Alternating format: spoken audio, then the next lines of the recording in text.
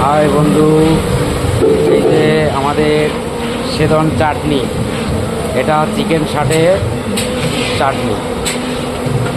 প্রথমে রিফাইন তেল দিলাম, পেঁয়াজ আদা রসুন ভালো করে ভেজে নিয়ে তারপরে আমি কাস্তুরি মেথি পাতা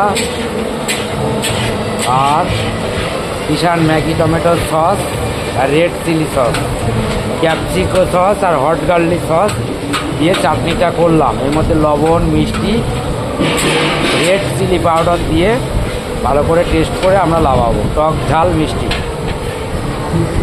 এই যে দুপুরবেলার খাবার, মাছের তেল তৈরি হচ্ছে। এই যে আমাদের বাদশাহী আলুর চিপস ভাজা চলছে। এই বাদশাহী আলুর চিপস এর মধ্যে যাবে বাদাম বিট লবণ দিয়ে মিশিয়ে পরিবেশন হবে, মুগ ডালের সাথে খাবেন। হ্যাঁ।